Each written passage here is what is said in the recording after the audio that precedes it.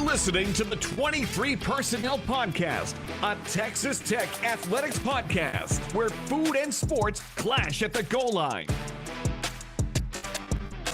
Here are your hosts, Spencer and Michael. All right, what is up, everybody? Welcome back to another episode of the 23 Personnel Podcast. I'm your host, Spencer, joined by Michael. Michael, what's up, man? Greetings from the Red Planet. Dude, today sucked. There was so much dirt in the air this evening. I took the risk of looking directly at the sun. Oh, I did too. I was like, stop doing that. You're so stupid. I was like, but you can see the sun. Yeah, but it's fine. I mean, my eyes are fine. I can still see. Yeah. I did something really nerdy. When I got out, we were running around to pick up dinner tonight. It was late enough. I got out. I was like, you can just see the sun. I was like, I said, it's like we're on Tatooine. She's like, what'd you just say? I was like, don't worry about it. I'm not coming back from that one. We're good. So. Well, it would have been great if she would have corrected you. Well, actually, there would be two suns if you were on Tatooine. Yeah. Is that even right? Is it two or is it three? I think it's two. I think it's two. It's definitely multiple suns. Yeah. Suns plural. So, anyways, we're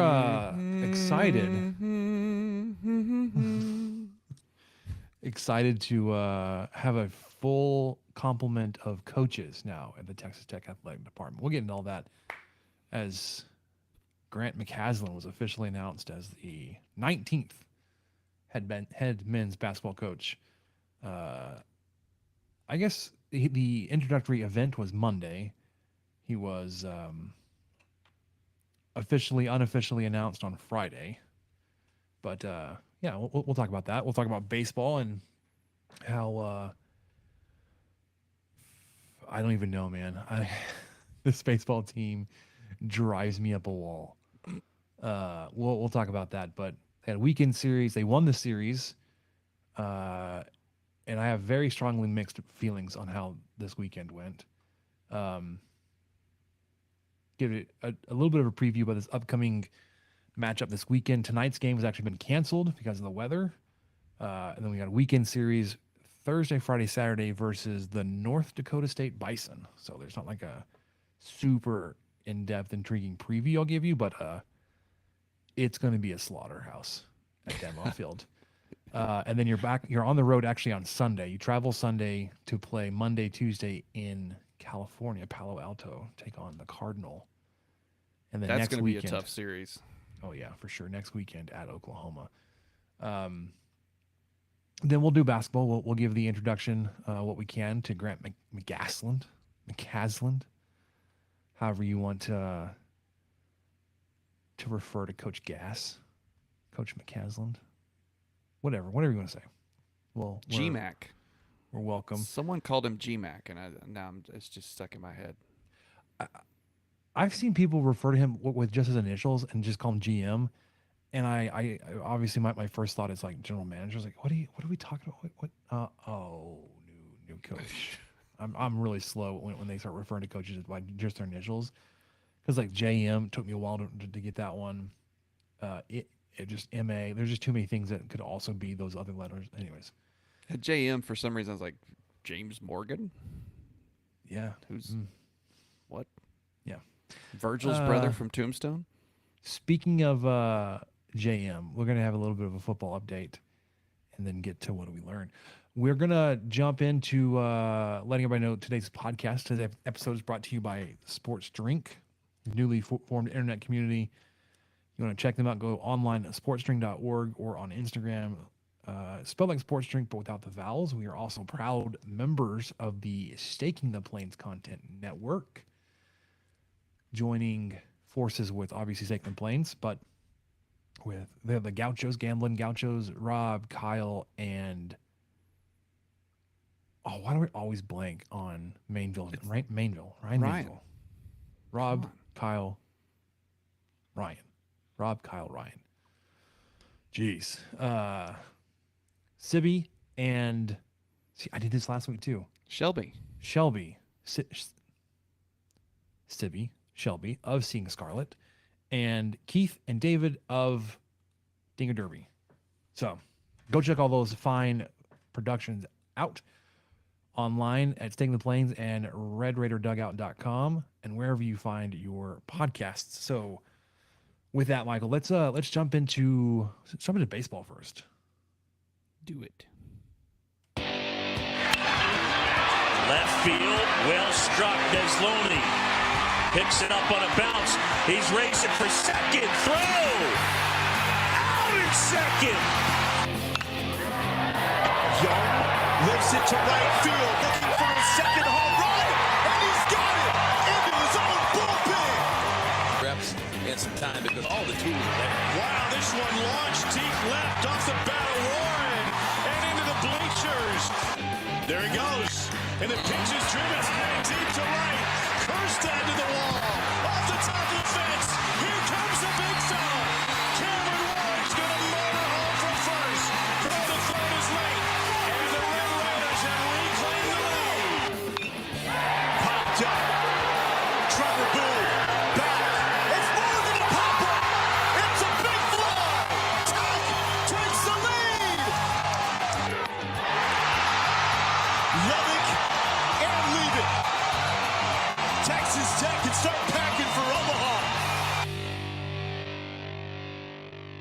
All right, still not packing for Omaha, Michael, but you were winners over the weekend, 2-1 over the TCU Horned Frogs, getting you to 4-5 in Big 12 play, 29 overall.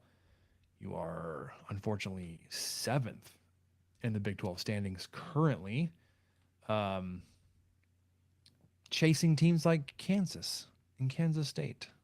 Yeah. Now, granted, West Virginia is ahead of you by win percentage alone. They've only played 3 games. They are the last team to have only played 3. Everybody else has played 9. Nope, Kansas has played 6. Oklahoma's played 6. And then a handful. Everybody else has played 9. So Oklahoma State sitting atop at 6-3. Then you got 2-1 West Virginia. Texas at 4-2. They finally lost some games this weekend versus the Cowboys. Kansas State 5-4 so far. TCU 5-4. Kansas 3-3. Texas Tech 4-5. Oklahoma 2-4, and woeful Baylor 2-7. They are at 10-19 on the season. Woof. Overall record, you have the second most wins. I guess third. Oklahoma State's got 22 wins. West Virginia and Texas both have 21, and then you have 20. But those conference wins. Now, we talked about how front-loaded the conference schedule's been, and it's been a frustrating start to conference play with how everything went down when getting swept by Texas last weekend. Sorry, 2 weekends ago. And just how the games played out this weekend. Michael, you were there, so I'll be really interested to hear what your thoughts on it, but just overall initial impressions from the games this weekend. Grateful that you won. That's top of the objectives on the weekend, right? You win the series at least. Yeah. It just felt like you struggled mightily to do it against a team that you felt like you shouldn't have had to struggle. Not that TCU's bad. It just, there were things that happened that you had just felt like that shouldn't have happened. If I'm saying that right, like there are too many different things, whether it's errors or just your starting pitching that's been really good, but then it wasn't. Your bullpen was good on some days and bad on others. Your offense, I mean, it's hard to complain when you put up 37 runs in 3 games, but you gave up 31. Like, it was a close series. Essentially, like, well, anyways, so where do you want to start, Michael? You just go game by game, or you just want to go with like overall impressions of the weekend and specifically the games that you were there for? Well, maybe overall, because the only game I got to go to was game 2. So the 23 personnel spring luck continues this year. The only one I attended was the one Tech lost. But yeah, it basically, I just kind of want to touch on the starting pitching. First batter, third pitch, I think, second or third pitch, home run. Third batter, home run.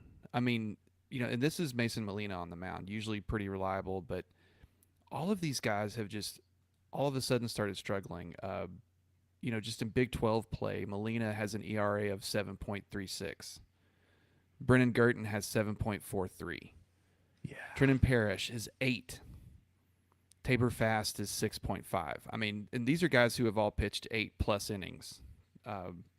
Ryan Freese doing pretty good at 3.4. So as a staff, and this includes like Cade McGar's really random 99 ERA, but as a staff, this pitching, this group of pitchers has a 7 ERA in conference play. It's going to be tough to win if you're giving up 7 runs every single time you step out there. So I really just don't know baseball enough to understand what's happening, what is changing. Obviously, like you said, the schedule's front loaded. These are conference teams. This is just a different environment versus the previous. If you factor in the entire season, that 7 ERA drops to, let me see where I'm at. Let me click the button. Drops to 4.7. So still not great, but it's obvious that, conference play is really taking these guys to task. So I'm not sure where to go from there. I think another interesting thing on that day, well, one, Harrelson's been awesome. He was good that day. He was good on Sunday as well.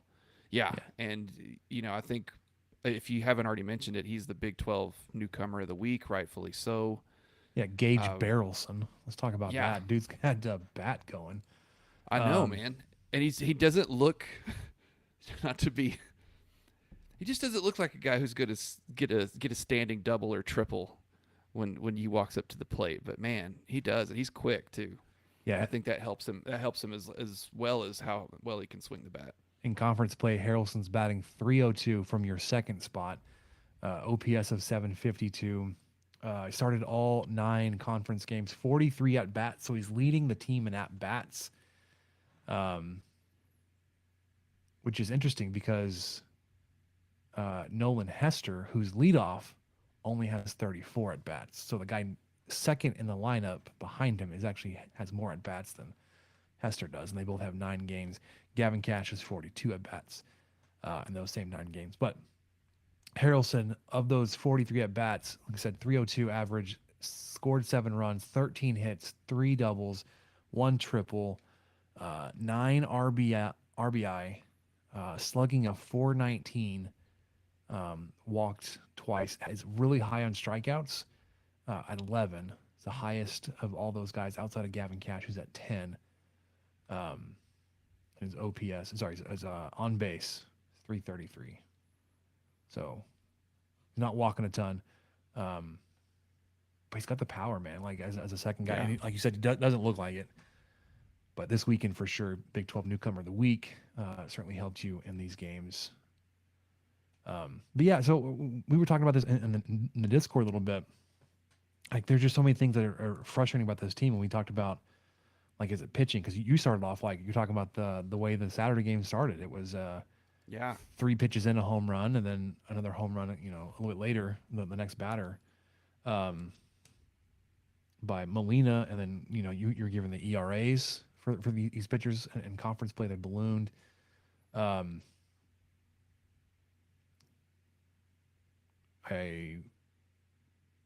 just lost my train of thought there for a second. Like it's just been like just this weird smattering of some things that you've seen a lot of this season, like the defense, the fielding percentage is just atrocious. You're last in the Big 12, 251st in the country actually, in your fielding percentage. But like it was your pitching sometimes. It's like the guys that you've had like haven't been on point. And I think I'm now remember what I was talking about. Like coming into the season, Tim Tadlock was so bullish on like, hey, we've got 6 starting pitchers. We've got Molina, we've got Gurton, we've got Kyle Robinson, we've got Tabor Fast, Bo Blessy, and I'm missing somebody. Anyways, But like now it feels like you're down to 2 starters essentially with Girton and Molina, and even they have been a little shaky lately. So it's like the guys that you thought you could count on, like even then they have shown some rocky instability. Yeah. Your offense has been I really agree. good at games, and then just like will just vanish sometimes. And you're just like you've got a really good offense, like everybody up and down the lineup, outside of your DH position, which should be the leader in your in your order essentially, in hitting. It's just like they're so good, but then there are times they just absolutely just disappear. So like it's not like you can point to like one thing like, well, if we just had more depth in the bullpen, or if we just had a bona fide power hitter, if we just had a contact guy just to get guys on and move all, and move them over. It's just like we could just stop the errors, which is one. Obviously, we want to do that, but it's like there's nothing, no one thing you can point to like that's the problem with this team. So I think that, for me is what's so frustrating. I hate to keep giving that long break and then jumping in right as you start, Michael. So what were you? You're saying? good. You're good. No. I'm with you on that. It's accumulation of things that make it frustrating. When the hittings, it just kind of feels like last year a little bit. It's turning into that, and maybe we're kind of talking ourselves down a little bit because we are on the the heavier part of the schedule, and we might Tech might correct a little bit after this North Dakota State series, and going to California, as important as that series is, it's not going to affect your Big 12 standing necessarily, unless it has to go to some sort of overall win tiebreaker or whatever. But I think there's some palate cleansers ahead, and hopefully there's some some room for these guys to gel a little bit more and be able to get back on the mound and focus on what they do well. Molina, he allowed 8 runs. He only pitched 4 1/3 innings and threw 90 pitches. That's not like him. That's just not who we've expected to see. Baseball is one of those things that's just kind of, you can get in a rut, or there can be just some bad vibes or some bad luck, or just different things can set things off and just have it go down a path that is really hard to correct, and you can't pinpoint it. We're having trouble pinpointing any single issue right now too. I mean, another thing I'd like to bring up, and I was trying to find a stat and I can't find it to back me up, but I feel like this team, people still, I mean, okay, take this with a grain of salt, because TCU is one of the higher base stealers in the country. I think they're 21st in the country right now, a little over 2 bases per game. But man, I feel like this Tech team, it's kind of been a thing for the last few years. A team that comes in that steals bases well, like K-State or West Virginia, they're going to do it. They know they can. Even teams that don't do it that well, they're going to take a stab at it, because Tech won't be able to get it to second in time, or they won't be able to get it to third in time. I know that they did a couple of double steals. Rob was pointing it out at the game. They did it at least once or twice on Saturday, where you had, first and second go to second and third. Yep. And then I think at least 1 or 2 of those base runners scored. So that's another thing to focus on, which is, hey, it sounds like it's all doom and gloom here, but there's a lot to see, and even in a series win like this, to not like. The fact that Tech had to rally down 16-10. Yeah. To they rallied from 8-3, or all those crazy scores that they had to come back from on Friday. It's almost a miracle that they did it. They put themselves in position on Saturday. I mean, it was going into the bottom of the 9th, down 3. Cash was, I think, 4th up. I mean, you felt like he had a shot. Really couldn't get anything on that. I think there was a guy on second base when the game was over. That was pretty much it. And then, Saturday kind of Sunday had to kind of go into heroics a little bit too, to to keep that going. But I think the one positive I will take is it seems like the hitting has gotten more consistent. You know, the fact that these guys are able to score this many runs against this type of competition, that is, I think, a positive note that I can take from. But man, it just really feels eerily similar to last year. Except last year, it was almost a guaranteed loss every Sunday. Yeah, you had really good rotation Friday, Saturday, and you're like, we just need to find something on Sunday. But there was always something there. I feel similar, but except for the fact that like you just can't point to any one thing. It feels like. Yep. You're pointing out the runs. I mean, you so far this year 285 runs on the season. You're what did I say? That's fourth in the country in runs scored. And in conference play, it's been like you've needed every single one of those because you're winning close games. You talked about, so Friday night, you win this game 20-6. You get down 8-0 by the end of the second. You put 2 up. TCU scored. The thing about TCU this weekend, there were very few innings where you held them to no runs.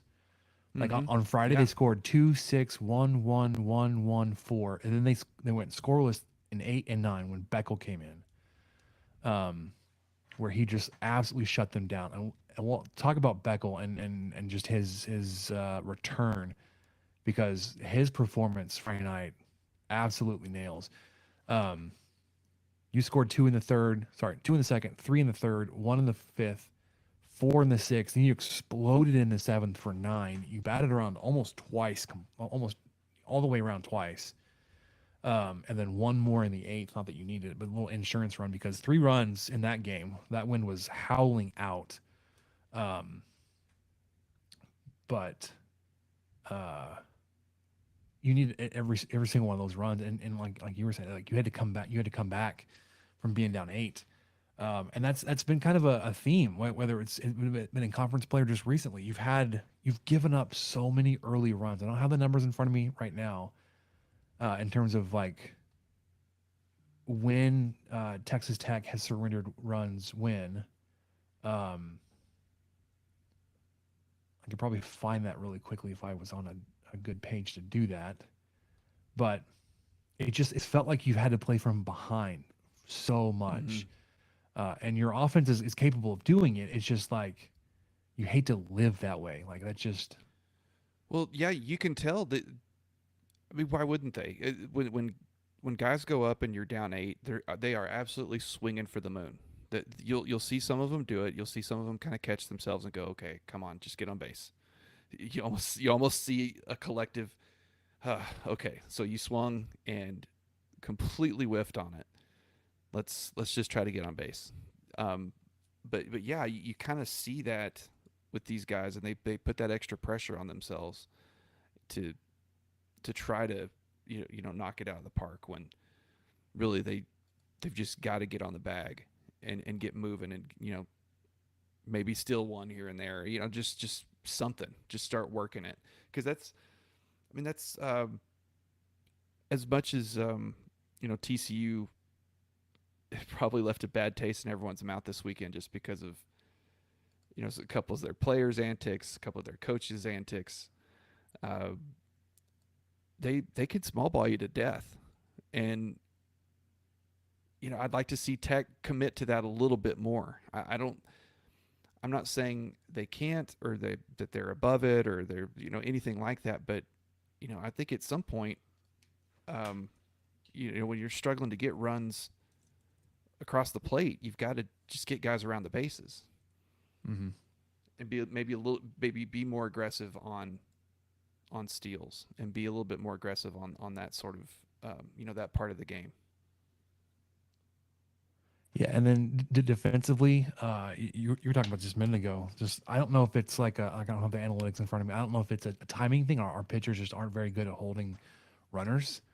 If they're just deliberate and slow enough that like they've got a pretty good, like the teams have a pretty good scouting report and a read on them. Like this is when like he starts moving this way, you're good to go. if we just don't have the plate to throw them out, whether it's White or Maxey or whoever is back there at the time,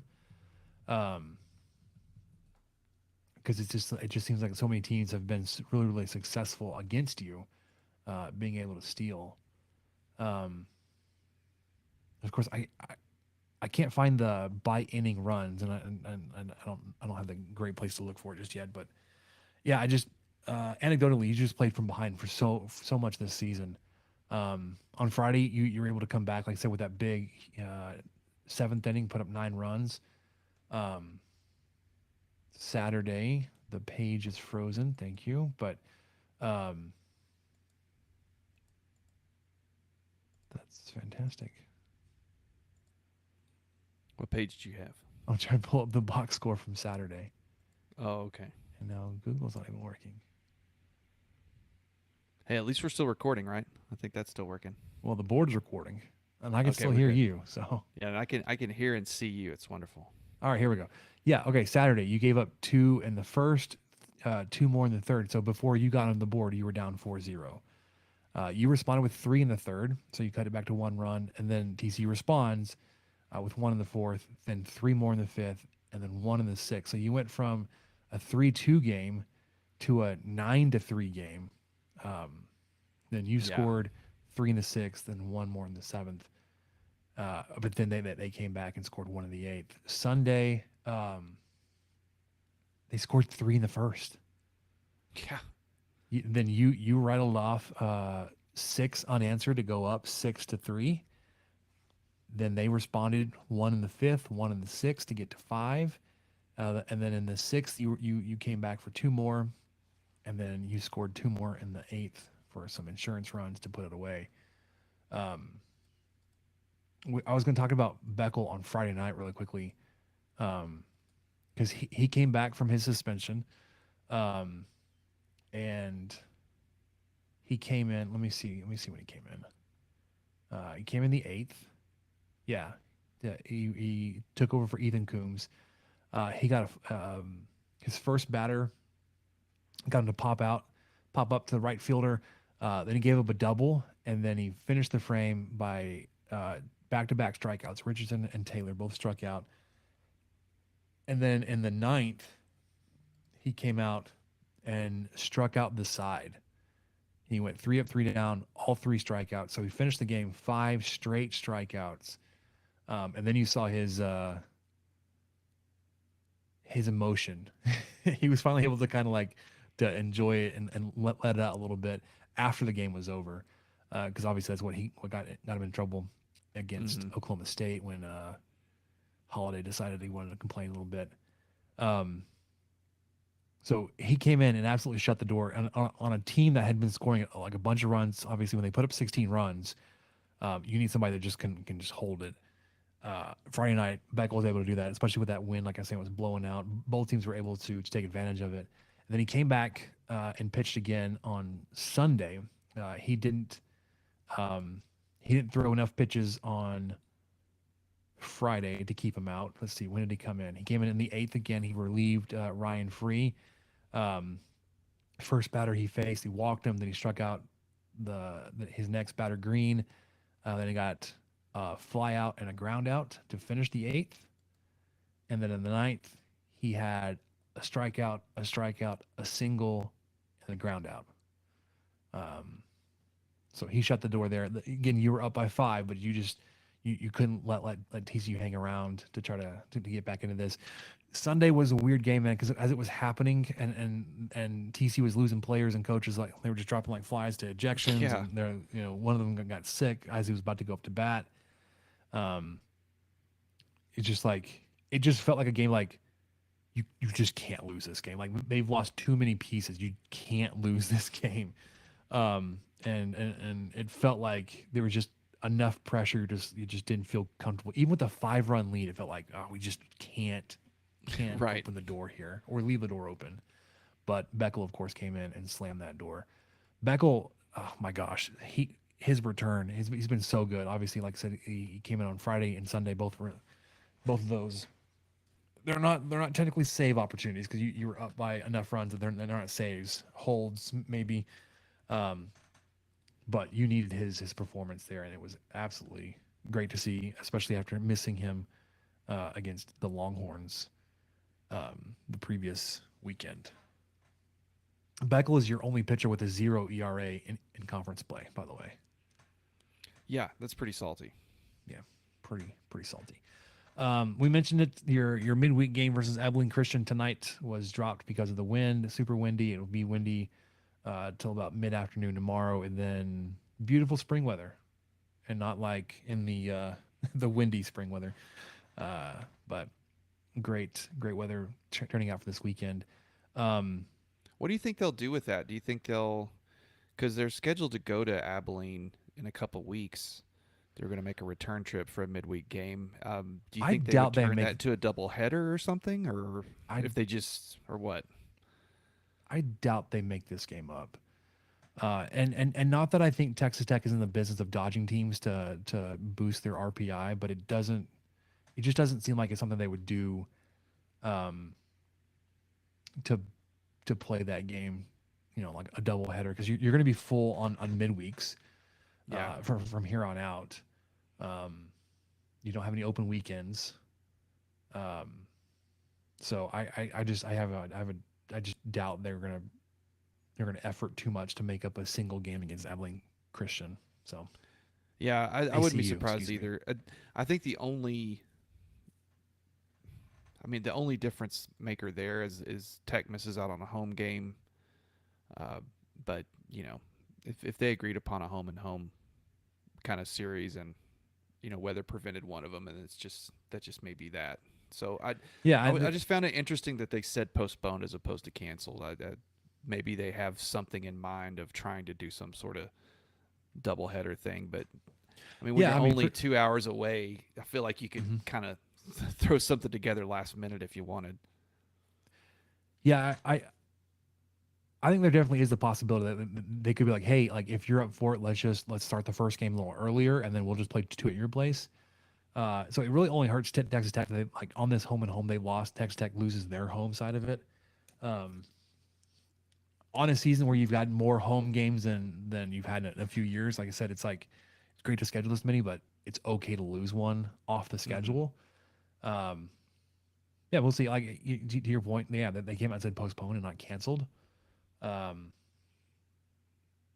mean, maybe because they play Thursday. Like maybe they push it back to Wednesday night, but no, they're playing on Thursday night. I doubt they'd go 4 games in a row, then have Sunday off, and then play again Monday, Tuesday. So yeah, they're not going to push the game back to tomorrow. But after that, you've got North Dakota State this weekend, Thursday through Saturday series.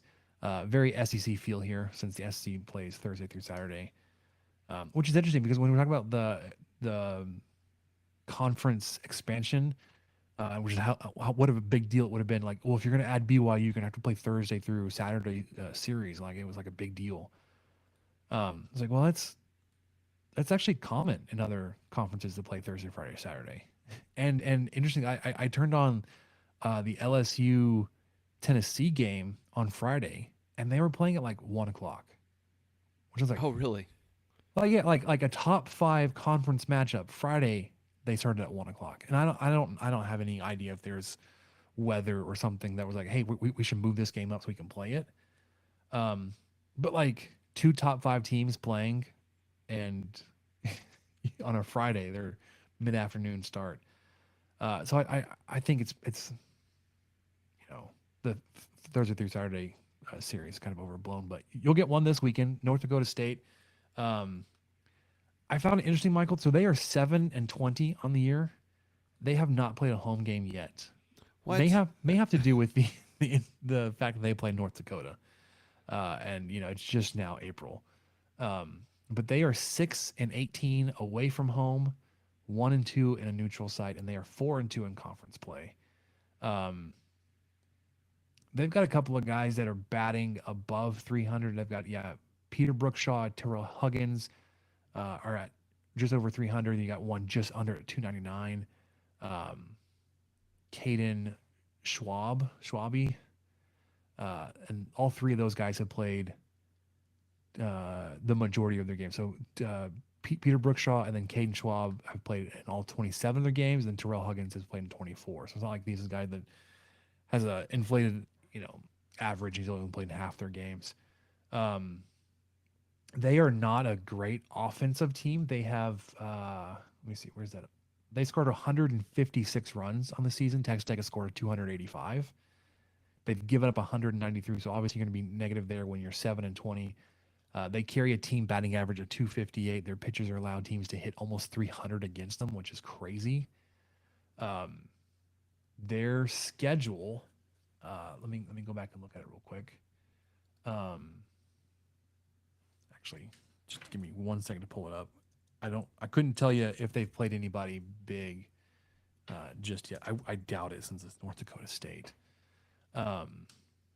Okay, so their schedule this year has included Sacramento State. They had 4 games against them. Hawaii, San Diego State, UC San Diego, Arizona State for 1. Then they played a 3-game series versus Arizona, 3 against Texas State, 2 against Texas, 3 against Houston Christian, 3 at Omaha, 1 at Nebraska. And then they just wrapped up an actual series win over South Dakota State. So little Dakota on Dakota violence there. North Dakota comes out on top on that. But yeah, so they don't have great schedule or opposition here. They played, like I said, Texas twice. They lost both of those games. Texas State, they lost a game 18-19 back on March 11th, which is rough. They got walked off at Arizona 7-6. They lost the first game 6-8. They had a run rule game on Sunday. They lost a 1-run game at Arizona State.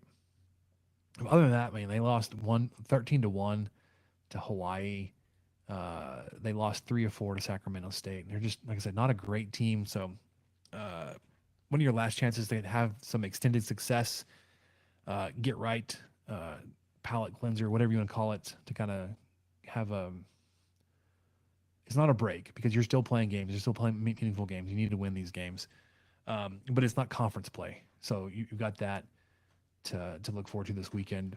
I did want to touch on some national season statistics really quickly, Michael, before we move on. We talked about the defense.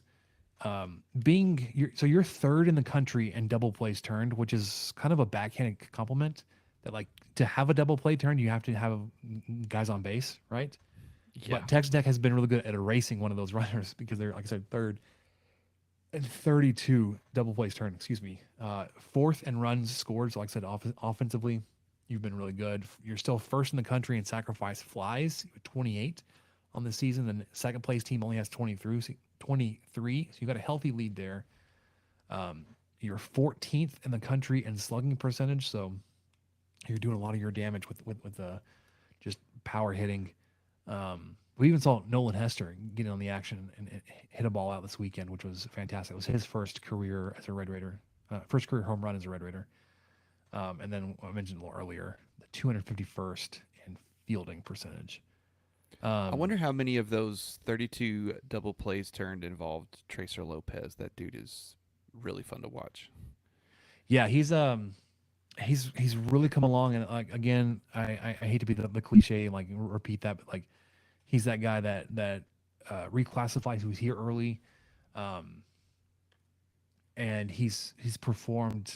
Like, he's gotten so much better over the season, and not that he started off rocky or whatever. Yeah, he's been just on an astronomical growth trajectory here. He's batting .346 so far on the season, which as a freshman is just ridiculous. .469 in conference play. He's played and started all 9 conference games, 32 at bats, 7 runs, 15 hits, 1 double, 3 RBI. So he's getting on base. He's hitting a lot of singles, which is fine. He's walked twice, struck out 7 times, on base of 500, slugging of 500. So his OPS is 1,000, which is good for, well, 1, 2, 3, 4. He's 5th on the team in OPS because we've got 5 guys over 1,000, which is ridiculous in its own way. but yeah, as a true freshman here, that's on the younger side. Offensively, he's been really good, but defensively, man, he's certainly nailed down that position, the shortstop position, and hopefully for the foreseeable future. You don't want to see that be given up at all. We mentioned a little earlier, after North Dakota State, you will travel on Easter Sunday to play out at Palo Alto, take on Stanford for 2. Michael, you found that the broadcast rights are unfavorable for the Red Raiders. No, it's, the Pac-12 broadcast woes have not been solved, especially when it comes to baseball. Texas Tech, I think we're pretty spoiled to ESPN Plus, just basically being the home for Tech baseball with the exception of a handful of games every year. But this Stanford game, which, you would think What's a series? a couple of top 20. Yeah, it's a series. A couple of top 25 matchups. The first one is available on a Pac-12 network, but you have to be a subscriber. If you have a Pac-12 package in your cable bundle, then you'll be fine, or whatever your streaming bundle is. But what's really interesting is the second game. It's on Pac-12 Insider, which I started rolling my eyes like, oh boy, well, we don't get that. It's a free online live stream. So Tuesday, 4 o'clock, if you got 2 monitors at work, pull that second one up. You can watch this game on Pac-12 Insider for free. And I don't even know. I guess you just Google that and see if it takes you to someplace, and that's not the dark web, and start streaming some baseball. So the first one, going to be pretty limited on who's actually going to be able to watch that, which is too bad because, an 8 p.m. first pitch, that sounds fun. That sounds like a fun way to spend a Monday evening, because usually Tech doesn't, start that late on a midweek game or something. But if you've got Pac-12, you can, but you can at least see the second game for hopefully $0. Yeah, 4 p.m. Offensively for the Cardinal, they've got a couple guys batting over 400, and then the rest of their lineup are at 300 or just under. So they're really good offensively as well. On the season, they've scored 223 runs. Defensively, I think is where it's at. I haven't looked at their schedule yet, but they've only given up 143 runs. Pitching, I think you can expect to see some combination of Quinn Matthews. I think I don't know if you would see these guys, because these maybe they're weekend guys. I don't know about their midweek guys, but it could be a Quinn Matthews, it could be a Matt Scott or a Joey Dixon. Joey Dixon has the highest ERA of those 3 at 4.35, and he's pitched in 10 games with 4 starts, 3-0 on the season. Quinn Matthews, he's started all 7 of his games. He's 3-2. Matt Scott has started 4, played in 8, he's won 4 of those starts, with a 1.86 ERA. Quinn Matthews 2.78. Their bullpen, they don't have any 99s or anybody above 13.5 like you do, but that's a little inflated on your end with there's a couple of guys that have some short outings, but they've got guys with a ton of innings. They've got a guy out of the bullpen. You'll see probably Brant Panzer, 19 innings, 3.79 ERA. Drew Dowd, 22 2/3 innings, 4.76. Nick Dugan, 19 innings pitched. So their defense, they don't give up a ton of runs. Their offense looks to be pretty dang good. Let's look at who they've played so far this season. They're 18-7 so far on the season. Their next games will be against Texas Tech, so they're getting a little time off. Cal State Fullerton, they've played Cal. They played 3 at Rice. Pacific, CSU Bakersfield, Santa Clara. They took a series loss at USC. They swept Oregon State. They swept Utah. They just played at Oklahoma. That first game on Thursday, they beat them 23-11. They lost the middle 2-0, 6-5. But then won the Sunday game 16-5. So in their wins, they put up 39 runs. Then they had 2 more at Cal. I feel like they've already played Cal. They did. Maybe that was a non-con matchup. Oh, like when Tech plays OU. Yeah, because they played Cal 1 game. Let's see. Yeah, it's not marked as a Pac-12 game. But then they had a 3-game series. Sorry, no, they will have a 3-game series at Cal this weekend, Thursday, Friday, Saturday. Their next game schedule on their website was their next home game. So they've got 3 games this weekend versus Cal, and then 2 against Texas Tech, and then they'll go to Oregon following us. So they've got some traditional powerhouses on that schedule. I haven't heard, they're doing great. They just won their last game. They're 12-2 at home, 18-7 overall. But you've seen them recently in the Super Regional. You saw them just now play Oklahoma in Norman. A pretty good team. A great opportunity to flex your muscles and see who you are. See if you've kind of overcome some things, and just prepare for some just quality teams. That you'll obviously you'll see a lot of those in the Big 12. But if you're looking at postseason play, this is the type of team that you'll run into in a tournament, whether it's regional or beyond. So great opportunity to get a couple games next week, early Monday, Tuesday. Yeah, against, like we're saying, a really good opponent who will have. I didn't know they were going to have like 10 days off. That's no, not they good. don't. No, they don't. They, like I said, they've got the 3 games this weekend. Oh, okay. I missed when you came back with that. Yeah, their next game ticker, whatever, on their website was their next home game, because they're 3 games this weekend. I was too excited. I was having too much fun over in McGass land. Yeah, well, we'll talk about that here in a second. Talk about basketball. So with baseball, man, I don't know. I don't have any advice for you as a fan, because I'm one that's going to ride the wave and get way up on the team and get way down when they struggle. It bugs me when people tell you how to fan, but realize that we're halfway through a season. So some of the things that you've been concerned about, they may be just who you are, and you just have to deal with it and see if you can try to hide or account for some of those deficiencies elsewhere, and just kind of expect, like, we're going to continue to make some errors, and we're going to have some weird days, whether at the plate or on the mound. Hopefully not both. But if there's one that's struggling, the other can, is strong enough to pick you up. As long as, like I said, they're both not having an off day, but those off days are terribly frustrating. Just because how good you are and how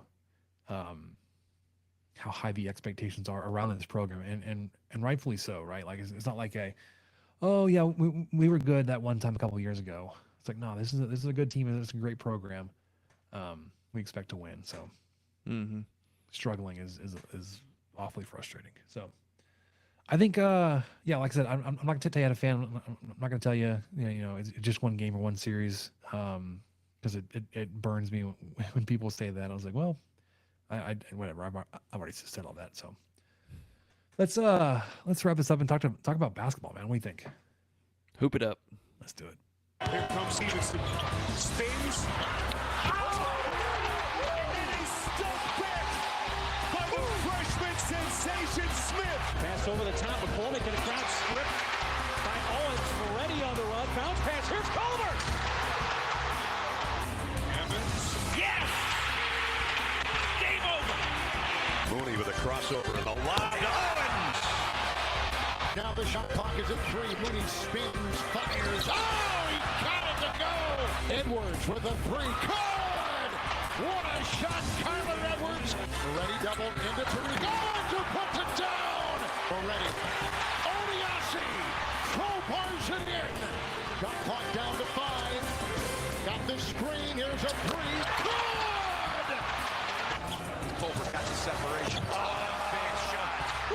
stepping up big time. Dagger over the dish. Odiase and one. He can tie it at the line. That's it. There's a new member of the Final Four Club, and they hail from Lubbock, Texas. All right, obviously, biggest news here in basketball is that Texas Tech has hired and officially announced the start of the Grant McCasland era. He came in, had his introductory event, press conference, and introduction Monday afternoon, starting at 4 p.m. at the United Supermarkets Arena. Michael and I both watched it. I watched it this morning. Michael watched it as well. I think you said you watched it today, didn't you? Yeah, this evening. Yeah. And not that you were going to learn anything, but you can definitely get a feel for who he is, on camera and in front of the people, how he interacts with the fans, just on camera. And I would say, like, there hasn't been a whole lot of guys that you felt like you left the press conference and feel like, ooh, I'm not so sure. I mean, obviously you could think back to like Matt Wells, but like. Since then, it's like you got a lot of hires that have just knocked the introduction out of the water. Grant McCasland is not any different. I think it was a fantastic event. I loved everything we heard and saw, whether it was from Kirby or from Norrance or from Grant, Coach McCasland himself. We're not on the first name basis just yet, Coach. Sorry. We get there. Yeah, we're in an effort to get there. Our friends over at Seeing Scarlet have definitely caught the eye of Krista Gerlich. We're going to effort to catch the eye of Grant McCasland, but until then, he's Coach McCasland or Coach Gas, so whichever. Yeah, he's GMAC or GMAC. So one of the things I want to point out from the event, he was very complimentary of the players that were there. There was actually a good number of players that were attended the event. More so than the guys that attended for Mark Adams. And I think that had more to do with just the roster turnover at the point. But he was very complimentary of what all they've been able to, what they've had to endure and go through because of everybody waiting for the North Texas season to be over, right? He had said that, he wanted to make sure that he was able to focus 100% on his team and on their journey through the NIT. Which just meant that Texas Tech was without a head coach longer than expected or that you would want. So he was very complimentary of the players that were there. And like I said, there's a good number of them. There was one guy that was notably not there. It was Davion Harmon. Then it came out that he was unable to attend because I think he had his wisdom teeth pulled or something. So it's like, I just can't go. Yeah. Been there. But like Jalen Tyson was there. I remember him because it kept showing him. Pop Isaacs was there. Demarion Williams. I'm gonna miss some guys. There were a couple of rows of players there. Like I said, it wasn't just 2 or 3 guys. So I think the next thing that we're kind of looking out for would be some staff announcements. There are some names rumored, whether they're close or they're just in the works to get the deal done. One being Ben McCollum, which is he's the head coach at Northwest Missouri State. If you don't know anything about that program, it's fine. But he's come up as one of those just up and coming coaches, and you would be great to add him to the staff as more of an offensive side. I think he's known more for his offensive play. Supposedly, or at least there was some rumors that he was in attendance at the event. I didn't ever see it or hear that or see that anywhere officially. We have heard that McCasland has been in touch with John Jackas, I don't know how to pronounce his name, associate head coach there at Baylor under Scott Drew, to also be joining the staff. So there's that. And then a couple of assistants from the UNT staff supposedly have been contacting recruits on behalf of Texas Tech that would be coming with McCasland. Not Hodge. Hodge is staying behind. I don't know his first name, but Coach Hodge is staying behind to take over as the head coach at North Texas, which is one of those things where you're okay not taking the entire staff if you're not decimating the program when you leave it, and that you're having guys from your previous staff be elevated to a new position and to be able to grow their own careers. But that's been a couple of names I've heard or seen. Obviously, we haven't had anything official yet.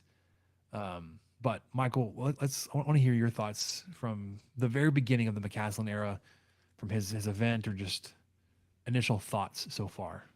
Well, I'm not someone who enjoys coach searches. I don't enjoy researching potential candidates. I don't like that. I like someone doing all that work for me, and then once they pick the guy, then I'll look into who he is. So that's basically where I'm at now. I'm just now, okay, it was officially announced Friday. I've officially started since then trying to learn about the guy a little bit more, see what he's about.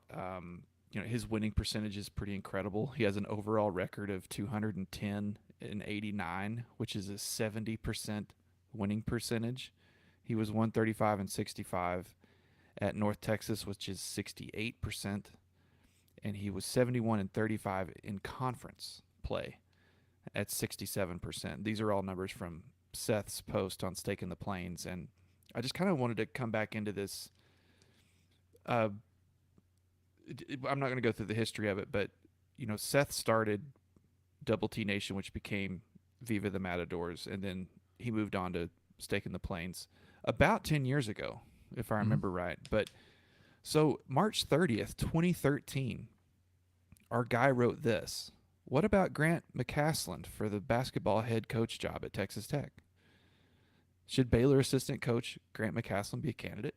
So anyway, he goes into his reasoning, and he did kind of get the idea from an article in the Times Record in Wichita Falls.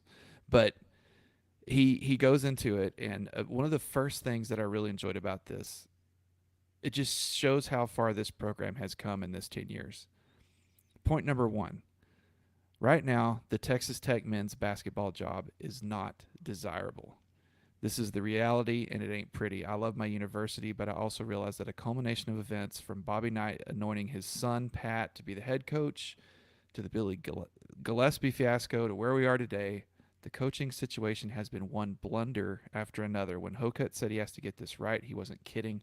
This is supposed to be an income-producing sport, and although I am sure is producing some income, it has so much potential. So you read that 10 years ago, knowing what we know now, it was every single thing about that was right and accurate. And now this is a super desirable job. And that is one that is something that, the Hokut was getting across in the welcome ceremony. McCasland interviewed, I think, when Beard left. I think he was a candidate then. He's obviously been here. He was with Dickey, I think, a couple of seasons, maybe 3, early 2000s. So, his wife's a Red Raider. She played soccer here. There's all these connections. The guy just sounds like he's, he doesn't sound like Rick Pitino or something. He sounds like one of us. He sounds like a guy that has been in Texas a long time. And anyway, the more I look into him, because now the decision's been made, now I can allow myself to go whole hog on this one guy. I can get more behind it. And another thing that really got, that really swayed me even more, Lawrence Odiase has a great podcast called Mind Bully, and a lot of it is, the mind bully is that basically that kind of voice inside your head telling you can't do something or you shouldn't do something, and so it's a very mental health focused podcast for a lot of, for the most part. But he had one recently post that I got to listen to today. It's about 30 minutes, and it's just kind of a stream of consciousness of him. He's just kind of unloading all of this info. He's kind of decompressing all of this info from just having been part of this coaching search. And about 2 hours before he was going to catch for Monday's ceremony. So he's just saying everything off the top of his head. And he keeps apologizing, but he doesn't need to. But then he realizes, like, why am I apologizing? This is just who I am. So I listened to that, and I really got more excited. One of the things that he really focused on with the search, and what he particularly liked about McCasland is discipline. If you've got a former player coming in talking about like we want to be coached, we want to be disciplined, and he was talking about the portal. He's not the biggest fan of it. He understands it's part of the game now, but he also said some things about it, saying it's hard to become a man when you can't fail. You're not allowed to fail in this. You just decide, oh yeah, well, me and this coach aren't getting along, I'm just going to check out and go somewhere else. It's not so much failing and trying to get better. It's more just like, well, it's not me, it's the university, or it's the fans, or it's the coach. I'm just going to move on. I know that's not always the case with the portal, and he knows that too, but it was just refreshing to hear him kind of open up a little bit about it, and that the discipline side was the thing that he was most interested in. What does a disciplined team look like? Do you keep up with how often they go to class, or do you keep up with this? Do you keep, if someone's trying to make a goal weight, how do you keep up with that? It was really cool. So that got me a little bit more excited to hear him be that excited about McCasland. And so I think I'm getting there, because when announced, it was just kind of like, well, yeah, that's what's been the rumor for 3 weeks now. And I didn't have like a strong negative opinion, or unfortunately a strong positive opinion, but I was kind of just being a blank slate. And so I'm going to just form my opinion as we go. And I'm sorry for talking for 10 minutes nonstop. No, you're good. Your turn. You may go now. Sorry. No, so I was going back and look at that article that you referenced from Seth from 10 years ago. And interesting, in the picture, he says, I think this is McCasland. I don't think it is. But in that picture is Jerome Tang as well, who we've seen Kansas State be super successful. And the Scott Drew coaching tree is like, man, it's branched out to starting to produce so many head coaches. You mentioned just his success, and it was mentioned at the introductory event that McCasland owns the career winning percentage. Like, he's the top winning percentage coach everywhere he's been. Yeah. Which is like, that's right. He's a winner. He's a winner everywhere. And he's so much so he leads the program at wherever he's been. Whether it was, Midland or Northwestern State, or sorry, is that what it's called? Midwestern. And then, obviously he was an assistant at Baylor, and then head coach at Arkansas State, and then North Texas, and now Texas Tech. So the other names. Sorry to interrupt you. I promise this is all I'm going to interrupt you on. Did y'all hear all the names of the towns that Spencer just listed? I mean, it's all West Texas, right? It's all West Texas, yeah. Man, who came up with that? It's it's really awesome that the guys that came up with it are allowing everyone else to use it. Yeah, that's so kind of them. But yeah, Midland, Wichita Falls, Waco, even Denton. I It's mean, all West Texas. The guy is very familiar with West Texas. He talked about it in his press conference earlier in the ceremony deal about driving a bus to Borger.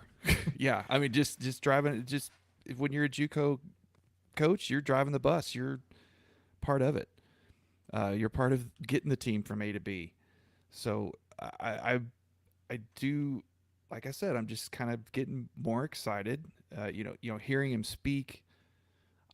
I was admittedly on the Adams train. Mm-hmm. I was too. I thought that was the right hire. It made sense to me.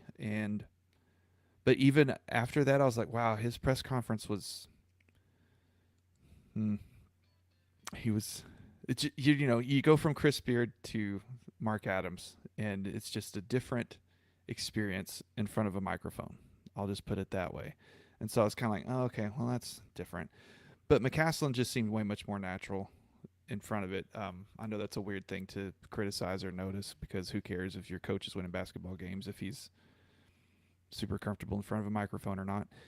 But he seemed that way, and he seemed genuine at the same time. But the fact that he's been all across this great state, recruiting all across this great state for over a decade now, it's a really comforting feeling to know that he's already got contacts, he's got feelers out, and now that he's got, the power of the Womble Center, and just the Power 5 program behind him, and the recruiting budget he's going to have compared to what he did before. And being familiar with DFW, that's huge for for basketball recruiting.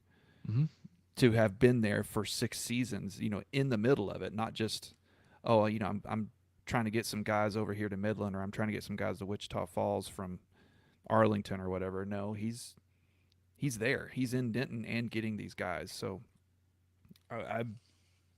it's looking pretty good.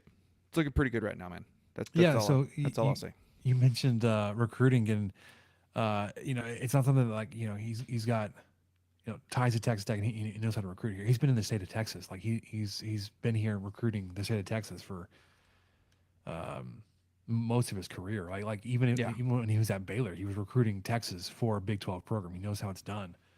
Obviously, the way it plays out now since he was at Baylor is going to be a little bit different, but or at least more out in the open about what you can do. So. With that, we haven't heard anything official yet. Like we said, not on staff, not really of players yet. We've got several Texas Tech players in the portal that you're hoping he can recruit to stay, because essentially it's going to be like a new program, except for the facilities and just how things are done.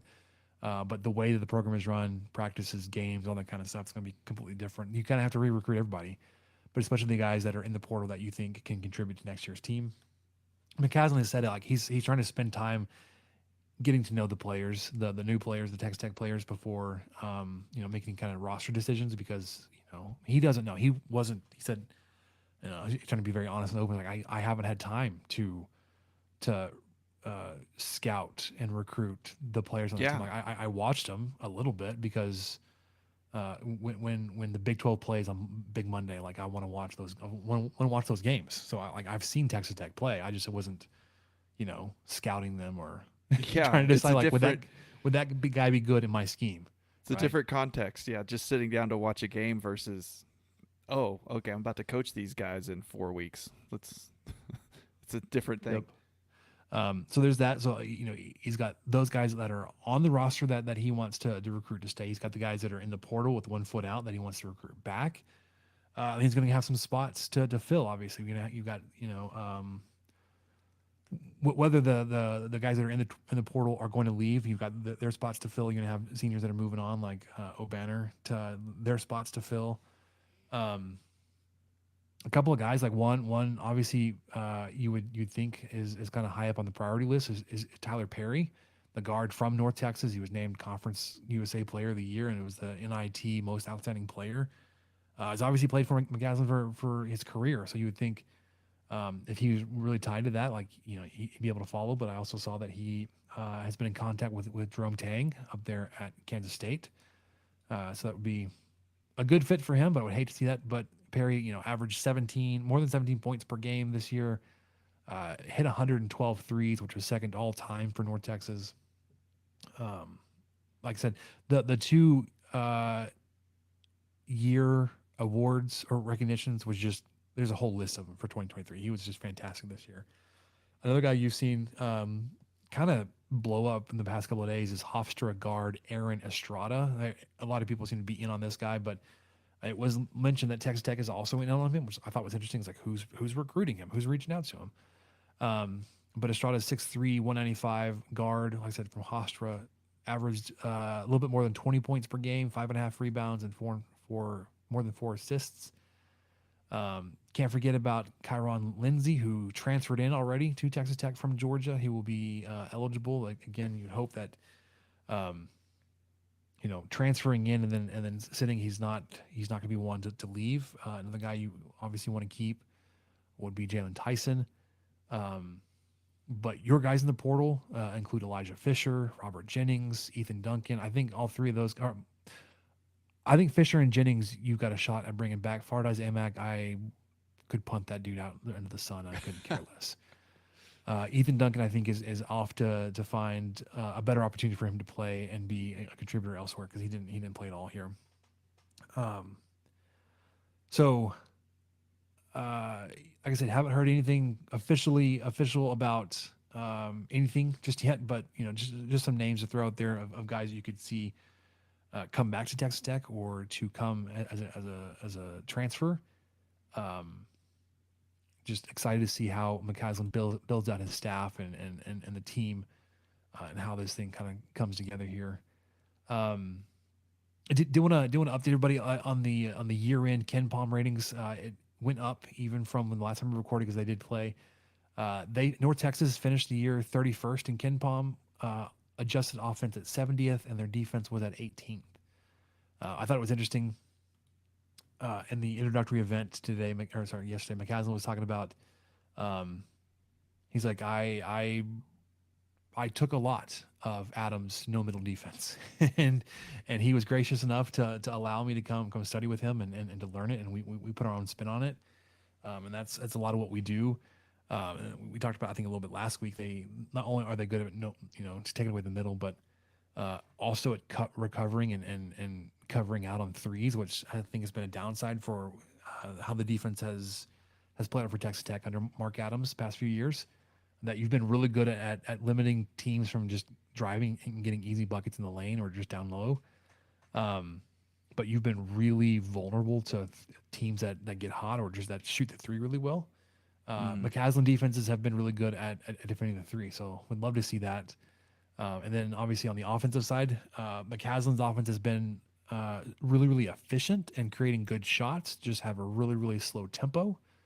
But I think you see guys like Ben McCullum being targeted, like he's got some intentions there, at least to continue to improve the offensive side of his teams and his scheme and how he can complement that with the defense they played. Not that 70th in offense is bad.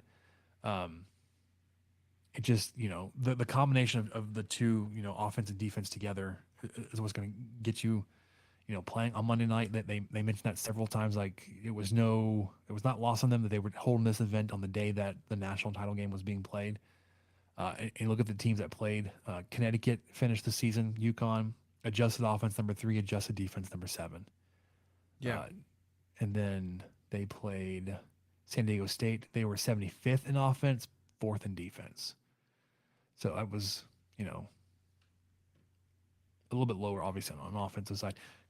UConn, I mean, it was impressive. And I realized going back, I mentioned like there's no big name or blue bloods in the Final Four or in the title game. And I'm going back, it's like that was a mischaracterization of the UConn program, being that they've now won all 6 of their title games or all 5 of the title games they played in since like 99. So they've played in like 5 or 6 in 24 years, and they've won all of them.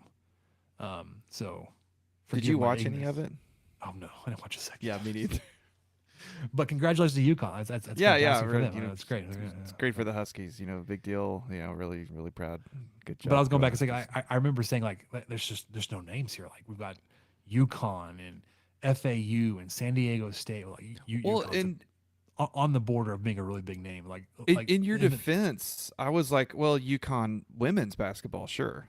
Yeah, but so I wasn't going to correct you. I was like, yeah, I don't know how good the men have been doing. I don't know, but I know UConn women's have been, they've won like 40 games in a row a couple years or a couple times maybe. I don't know. They've been incredible. So I wasn't going to correct you. I was like, yeah, I don't know what the men have been doing. Yeah. So going back to the KenPom ratings, just for comparison's sake or for context, Texas Tech finished the season 63rd in KenPom. North Texas was 31st. Texas Tech had the 60th offense to North Texas 70th, and then the 66th defense compared to the North Texas 18th. Yeah, and not to harp on it, I mentioned it last week, I think, but the tempo, dead last in the country, 363rd. Almost a full possession behind 362nd. So they get 59.1 possessions per game. Is that what that's what that adjusts to, right? It is possessions per 40 minutes. Per 40 minutes, yeah. And so I watched, I'm not going to say I sat and watched film of the last couple of NIT games, but once it became pretty clear that it was going to be him, I did watch a little bit of their last 2 NIT games, and I did too, and I didn't feel like it was that slow. Agree, 100% agree. It at least it's not jarring. It may be slow if because Tech, I forget where Tech was. I know Tech wasn't burning down. In terms of tempo, was 180th, so right in the middle. Okay, so yeah, 67. maybe if you're used to watching St. John's, which is number 1, they get 73.3 possessions in 40 minutes, and then you start watching UNT basketball and they get 59.1. Okay, you might have some whiplash or something, but I think he might speed that up a little bit. He might be able to kind of adjust things. I'm less worried about it than I was after having looked at that and thought, man, this is going to be like those Tubby Smith days where it was just hold the ball, shoot a prayer up with the second left, and hope something happens or someone fouls you. And that is not at all how I felt watching this team. They,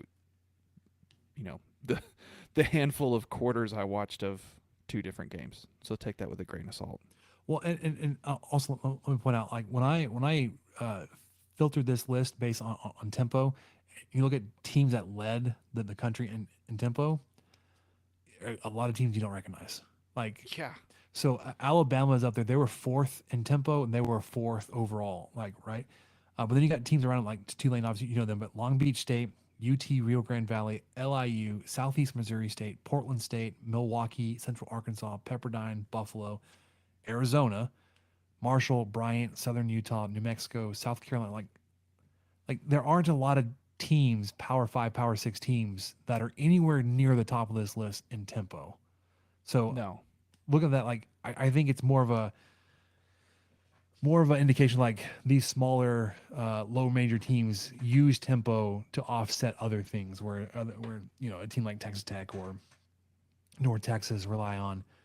We're gonna get into good shots, and we're gonna make sure that we get the most efficient and effective looks rather than we're gonna get just volume looks.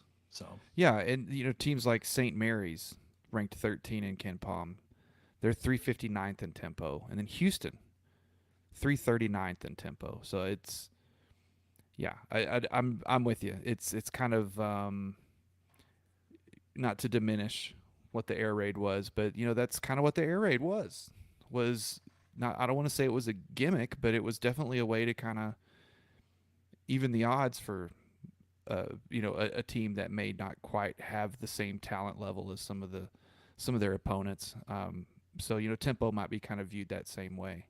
Well, yeah, and then just to add to your point, Purdue was a 1 seed. They were 324th in tempo. Yeah. So they were talking 7th overall and a 1 seed in the tournament. Talking myself off the ledge here. I think we're gonna be all right. So just ready to get going now. We'll see. I want to see who's on the team now. That's what's. Yeah, I want to see the team, the staff. Am I going to have to learn an entire new roster again? Which I think I will. That's likely, fine. Yeah. That's how this goes. But would love to retain some of these guys. It's the way baseball go. Speaking of, really quickly, the Rangers, man, they were off to a hot start. I sat there and made fun of the roster last time. You did. And I used Robbie Grossman specifically, and then the dude on opening day hits a 3-run bomb. So that's on me. They lost again tonight. So they won their first 3. They swept the Phillies, then they lost 2 straight versus the Orioles. So not looking too bad for my 70 and 92 prediction or whatever, 71-91, whatever they end up being. Football, we're not even going to play the bumper. We're just going to jump into it because it's going to be so short. Spring game is coming up here in about 2.5 weeks, the 22nd. We'll be on ESPN Plus at noon. For those locally in town, Lowry Field out there at the Loop, South Loop, and what's that, like Avenue U? No, even for further east than that. You could probably just say South Loop and I-27. Yeah, South Loop 27. Kind of right there. 27 was shut down for a little bit because of an overturned concrete mixer today. Fun That's fact. concrete, baby. Quick recruiting news. There was a new commit today. Mike, I don't know if you saw this. 2024 tight end Trey Jackson, 6'4", 215 guy from South Oak Cliff. I had not seen that. Continue that pipeline for the Metroplex and the storied program there at SOC. But a guy that's got a little bit of height and some space to put on, so a frame to hang some weight on. To play in the Big 12, but again, not like you're adding the tight end position. Like, okay, we gotta fill these guys out. You got great guys on the roster ahead of him. Allow him to fill out a little bit.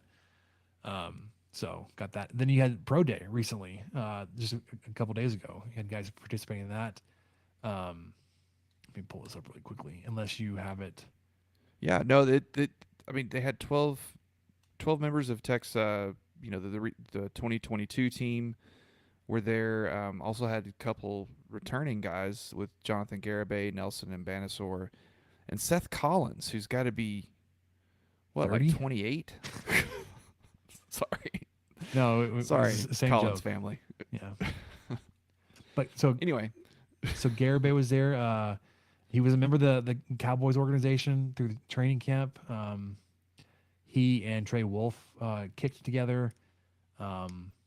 And then it says Wolf connected on both 58 and 60-yard kicks on Pro Day. You had two guys that were invited to the draft, and the combine, Tyree Wilson, Sir Roderick Thompson. And Tyree Wilson was a limited participant because of his injury, still recovering from that. Didn't want to aggravate or do anything to throw that off as he's preparing to give the scouts and general managers the best possible look at what he's able to do and not set anything back. But the guys you had participating: Seth Collins, Adrian Fry, Jonathan Garibay, Nelson and Banasaur, Krishan Merriweather, Dimitri Moore, Gabe Oladipo, Sir Roderick Thompson, Chadarius Townsend, Marquise Muddy Waters, Tyree Wilson, Trey Wolf, and Weston Wright. Holy crap. Muddy Waters, 37.5-inch vertical. He and Chadarius Townsend both. And Chadarius ran a 4.44 40. That's the fastest of the day. Yeah. Good night. Tyree Wilson didn't run, like I said, because of his leg. Trey Wolf and Jonathan Garibay obviously didn't run. I love that. Yeah, it's like they've got no measurables or no drill stats listed because they don't. We just want to see you kick. No, it's fine. Although there was a kicker that did the bench. I don't remember if it was at a pro day or if it was at a combine. But like the kicker got down and did like 20 something reps too. It was like, oh my gosh, this dude. Not necessary, but holy crap. He's yoked. A little surprised because I don't recognize the name Gabe Oladipo, but he put up 29 reps on the bench. Krishan Merriweather, 10-foot even broad jump. Chad Townsend had 10.9 broad jump. Good gravy. That dude's got a lower body. I wouldn't be surprised if Chadarius Townsend, like because of how quiet he was at Texas Tech, if he's able to get on like a roster somewhere and like, who is this guy? Yeah. A 37.5-inch vertical, 21 reps on the bench, 10.9 broad jump, and a 4.44 40. Like, the very definition of athlete. Like, find a place for him to stand. Find a place for him to do something. Yeah, and then return punts, played corner. I don't know. I just feel like he could be really versatile, and I just wished he'd. I know that he got to play more this year, but man, I just had higher hopes for him. I'm not blaming him. I'm not blaming anybody. It's just you could tell he was talented and quick, and just for some reason just couldn't get on the field as much as I wanted to see him on the field. Yeah, I'm surprised than not. I was looking at Adrian Fry's 40 time at 4.67. I was like, it's kind of slow for a defensive back. And then it looked like it doesn't help. Two guys down on the list, Nelson and Benson, defensive lineman, ran a 4.75. Like a defensive back and a defensive lineman are about the same speed. That's not looking good. Like it's a pretty quick D lineman, but that's a pretty slow defensive back. Yeah, Sorry, I mean, Fry. yeah, Seth Collins running 4.75 as a 33-year-old is really It's impressive. really impressive. Do you remember your 40 time? I think I only got timed officially once because I only played football 1 year, but I do not remember it. But I'm pretty sure a 5 was involved. I ran it once for team early practice as they were trying to position everybody in 7th grade, and I ran it, and the coach that was running it then asked what position you want to play, and I said tight end. He just laughed. Like, you need to be faster than that to play tight end. I was like, all right, then I guess I'm not playing tight end. Well, we'll put you on the line though. No, he's like, You'll be next to the tight end. yeah, I played tackle, so I was next to the tight end, and I was on the strong side, so we always had our tight end on the strong side, so I was next to him every play. I was like, you jerk. Now, granted, the way we utilized tight ends in those days, he was more of a receiver. He also played defensive end in our 5-2 front, so it was more of a quick guy than a big guy. And this has been another Getting to another segment of 23P and me. Yeah, I would have been, officially in the personnel that would have been listed in 23 personnel had I been a tight end, but I was a tight end. I never played a single down as a tight end, but I was always when it was time to practice offense, I was with the tight ends. I was off in the tackle. That's where they told me to stand. And then I was defensive tackle, so in the 5-2 again, I was right next to the end. I was defensive tackle too, buddy. We probably wrecked shop. Actually, I seldom. I never really played. Really quickly, did I tell you about the time that I intercepted an option pitch? No. Really? Okay. So really quickly. You had so Spencer, you blew through the line. You just I just picture blew through, or did they just miss me completely? let's be honest. Like, I was not. Well, it's because of your blazing speed. That's why they missed you. Sorry, go ahead. It was one of those things where like every team ran a different defense, so like we had to learn a new defense, like how to block a new defense every week. And there was one team that ran like a bear front, and we're like, they've got more defensive linemen than we have offensive line. What the heck are we gonna do? The math don't work. Anyway, so we were one of those teams that like we ran a 5-2 again, which was more defensive linemen than most teams ran with, and they ran an option pitch play in my direction. So offensively, they were moving left. I was on the right side of the defensive line. I squeezed through between the guard and the tackle, and I don't know if the quarterback just saw me and just read pitch, or what, because I was not the read man. Like there's no way they let me through and like we're gonna read this guy. But I was through, and he just like panicked and pitched it, but like I had no idea what I was doing. I ran between the two. Like had he kept the ball, I wouldn't have touched the quarterback. Had he pitched it like a second earlier, I wouldn't have touched the running back. I would run between them like, oh, what do I do now? They're both behind me. But worked out, pitched it right to me. And as a really slow defensive tackle, I caught the ball, tripped like, on what just nothing, happened? and fell. And I was like, what just happened? Super excited about that. Not I don't know if it was the same game or not that far off. We scored a touchdown and we were lining up for the extra point, and I was next to the snapper on extra points and punts. But we lined up differently. Obviously, in extra points, we had a very tight formation, and punts, we had a very wide formation on the line, right? Mm-hmm. The deep snapper. No, I was still a tackle. The center was not the deep snapper, so he was playing more in the guard position. Don't remember why. He lined up in the wide formation for an extra point.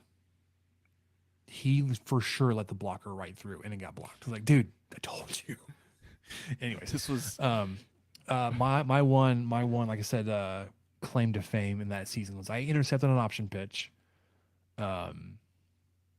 Had the offense run that anyway, not even efficiently, but like just competently, I wouldn't have been anywhere near the play. One more instance of just how bad I was. We ran a pass play, and I was lined up this one game. We were playing in the big stadium, one of the high school stadiums, one of the final games of the year. We were in a pass play. We were a very run heavy team. We were in a pass play. We were super excited about it. And I was getting just destroyed with defensive end all game. But like on this one pass play, I just didn't let go. I didn't hold him, but I didn't let him pass me. And like we got like 10, 15 yards downfield behind the play. And he was all like yelling at me, jawing at me like, oh, you suck so bad. I was like, dude, we threw the ball and you were 10 yards away from the quarterback. Like you had no effect on the play. Like, yeah, you pushed me back 10 yards, but like you still did nothing. You didn't have any impact on this play. So good for you. All right. You were a diversion. I was like, it still worked out for us, bro, because you didn't sack the quarterback. So suck on that.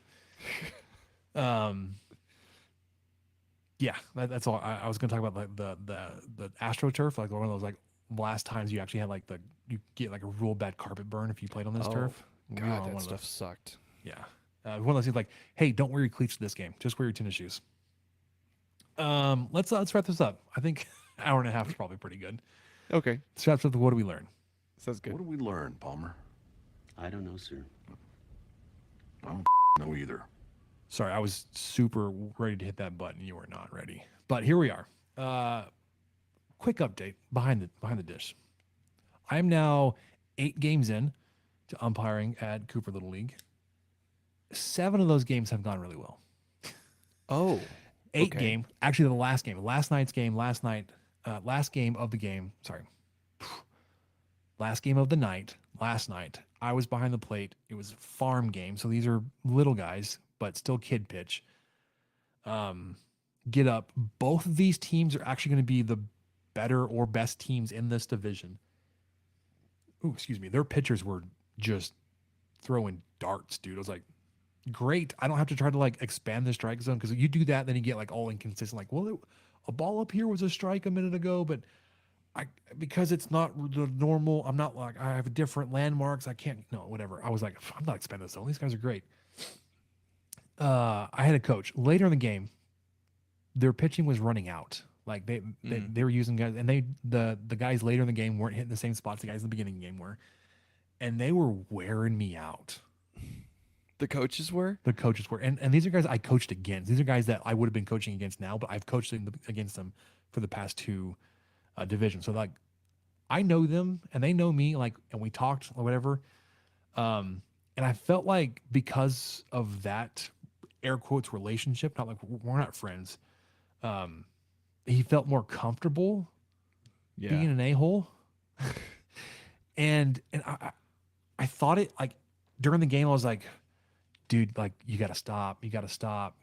Like, because the coach is doing it, like more of the fans and parents were doing it. Sure. Yeah. And it wasn't like, oh, come on, Blue, where are you? It was more like it was a close pitch that I would call whichever way, but it was against what they thought. Like, oh, what was that? Whatever. So like they were saying it to me, but not to me, if that makes sense. Yes, it wasn't directed it at does. me. Okay. Anyways, there was one. I was like, all right, mental note. If they say something else, I'm gonna give a warning. Right? I was like, Okay. and then like nothing ever happens. And there were close pitches that went both ways. They were quiet. It's like, I wonder if he heard me just thinking out loud. Maybe I said it out loud to myself. I was like, all right, next one, coach, is a warning or something. I don't know, but it got better. But I knew it was fine because both teams were griping at close pitches. But they were close, but they were still balls. But I think they were expecting, because they were young guys, I was going to give it to them. But It's hard to adjust this. I mean, I understand. It's what already you're saying. hard enough because these kids are vary so much in size, right? And you've got to, Of course. based on the kid's size. But a But lot then of the you issues we're having were in and out. Like it had nothing to do with the size of the kid. It was like that ball was in, like it bounced in the batter's box across from the batter. Like that's not a strike, guys. Or like they legitimately had to like duck or step back out of the way. There are some kids that are just scared of the ball. Like the ball will come in close and it'll still be a strike, but they'll still jump out of the way. Like, oh, sorry, kid, that's a strike. Yeah, you got to swing at that one. But no, there was like you're griping at pitches that like probably look good up and down from the dugout, but in and out they were not. They're missing. Like the catcher's diving for these things. But yeah. Anyways, 7 out of 8's not bad. I think that's really good. That's what when I got to the game on Saturday, Kyle and Rob had picked out really great seats in general admission, kind of above first base. So you had like a perpendicular view from the pitcher's mound to the catcher. And so, like, for the first time in a long time, because, you know, I've mostly watched baseball on TV, and I haven't been to a Tech game in a couple of years, and I was in a different seat and all that, yada, yada, yada. So having a perpendicular view of that, you get a grasp of how fast this damn ball's going. Mm-hmm. I mean, it's crazy. And every time I see someone swing late, I'm like, yeah, I would have swung a second later than that because it's just that fast. But the other thing I noticed was so many people had an opinion on whether it was a ball or a strike from our point of view, and I just couldn't understand. All you can tell is high or low. Mm-hmm. And even then you can't really tell because you're looking 25 foot down. Anyway, it's just one of those things with baseball I don't get. You know, someone in right field in a pro game like yelling about a ball or a strike or something. You're just like, no, you don't know. It's just you're just mad. So my advice is watch the catcher. Like he's got the best view of the strike zone. Yeah. If he has to move his glove to frame it, the guy with the best point of view probably thought it was a ball. But then also, I know that if I'm not keeping my eye perfectly on the catcher, he's going to move that glove back. Oh, they're so quick. They're so very quick. Yeah, I know. And so if I'm Which is not part watching, of the skill of a catcher and receiving is being able to frame pitches and Yep. and be moving their glove as the ball comes in. So it's not like they caught it and then moved it. It's all one motion. Like they bring it in and then catch like, it. oh So, yeah, it's right down the middle, Blue. Yeah. It's right down the middle this whole time. I've So got dirt in my glove. Don't worry about that. Yeah, you got to watch out for that. But for kids especially, like they were trying to frame some things like, bro, you caught that ball a second ago and then you moved it, or it was like a catch, boom. I was like, no, it's got to be like It's right here, man. I understand what you're doing, but You're not very good at it. one clean motion from like you're gonna start outside of where the pitch is and then come in, catch it, and then stop. So then it like all the movement looks like it was just part of whatever. Anyways, and not that it was Go ahead. bad. I was like, I just there was just more chirping at me than usual. Yeah. I think the strike zone was fine. Probably not the best, but it was consistent at least both ways. And whether or not it was a perfect 100% of my strikes and balls, but it was fine. That also had some issues. The team that lost, there were a couple of really close plays at home, and there were two actually. One went in their favor, one did not. But it happened. The first one came in was an out. The second one came in on called safe. They were both pretty like quick succession, like within a batter or two. Mm-hmm. So it's like the first was like, oh no way, he was so safe, and the next one comes in and safe. It's like, see, it was the same thing. They was safe both times. Like, oh my gosh, shut up. No, because the way that was tagged, like the foot was in, the ball, the tag came down on top of his leg. I was like, that's obviously the foot beat the tag. If the glove comes down on top of the leg, Physics and whatnot. Leg was there first. If the runner kicks the glove was there first. Like very obvious, especially for this age. Like the glove came in, tagged him on his thigh. I was like, nope, definitely was there before the throw or before the tag. The second one literally kicked the glove. I was like, yep, he's out. He slid into that tag. Anyways, I said a quick update. It's probably been 10 minutes now of Little League that my son did not play in. So Well, there you go. I can go back to okay. So back to the law. Yes, please. I was there. I just can't brag about their seats good enough because not only was it really just great to watch the game and to observe how fast that pitching is, but we were in the shade by the second inning. Oh, nice. Maybe the third. Full shade on a 2:00 first pitch in April. That first base side is a spot to be. One, because you're on the home side, but two, like you're gonna be in the shade early. Third base is brutal. Yes, and that was kind of where I thought, because when I went to buy tickets online, that was the only GA section that highlighted, and I thought, oh man, did they move that this year? Am I about to? So I was decked out in long sleeve and my big cowboy hat and all that. I was ready, but luckily didn't need it. But what I was going to talk about is bring up now the food. It's no secret for those of you who frequent Dan Law. The food at the not right field. Well, I guess First right base field, side? first base side. That's where you go. Mm-hmm. It's a better bathrooms too. So anyway, The ones behind home plate are fine. Right field, Yeah. first base is better. That's where you go. I've been kind of trying to watch what I eat as far as lactose intake, dairy intake, all that kind of stuff. So I just thought I'm just going to go good old plain hot dog, put mustard on it. We'll do that. There you So go. I got the gourmet hot dog, $7. Okay, fine. Ooh, I a know. hot dog? I know, but it's the gourmet one. It's not like the $3 fan favorite one. It's the gourmet one. So it's a slightly bigger hot dog. It's a bigger Frank. It was actually grilled. You could tell it was grilled. No issue with the Frank at all. That was great. I did take issue with the bun. The ratio was way off. Like that, it was almost like a hoagie or something. Like you just couldn't. It was the bun to meat ratio was as is 4-1. I tried to come up with something on the fly. I couldn't. But that was my only complaint. Everything else was great. It was even a good quality hot dog. It was just like, okay, guys, y'all got to get this bun thing happening. Maybe the yeast was just overactive. I don't know. I'm not a baker. I'm not a bowler. Been watching Peaky Blinders though. Speaking of stadium foods, we do need to like work out possibly a 23 personal trip to the Metroplex. Go see the Rangers play, and just really we'd be buying admission to then go eat all day. Or for a weekend, because it may take us a weekend to do what we would need a designated driver. Even if whether we drank an ounce of alcohol or not, we'd need a designated driver home from the stadium. Like, oh my God, I ate half of the Boom Burger. Yeah, that pizza dog's sitting heavy, man. Take some Pepsi with you to the ballpark.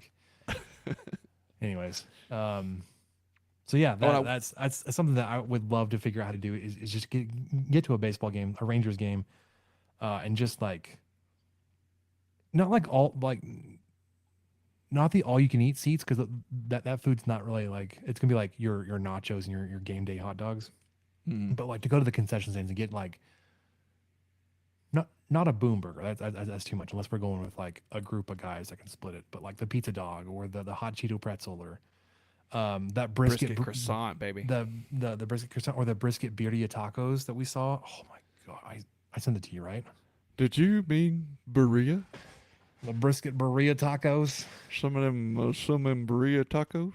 Yeah, well, I like that. Anyways, there's that. I'm sure Aaron at Rahino has had so many suggestions, but like, dude, if you're gonna take some barbecue and like branch out, like if you're not doing brisket birria tacos, you should consider it, because they do fantastic brisket burgers too, and they've got those Texas Twinkies. Like there's room there for some. I know that barbecue adjacent foods to the really Gauchos. knock it The off. Gauchos made a run on Saturday before the game, and I really wish I would have been It's able hard to go. though, because it's like an hour and a half. Yeah. Well, 2 and the hour Queen round trip. Bees. My Queen Bees were playing at Bees noon. were playing. My bad. There you go.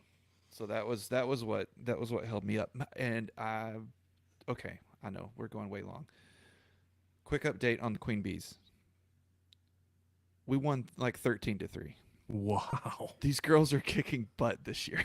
Love it. Way to go, E. And my little one, I think we've talked about it before. She truly has a knack for defense. At first, I thought she was just kind of avoiding the ball, but she really just kind of rolls naturally to defend the goal because they're still playing 4-on-4. They don't have actual goalies. Mm-hmm.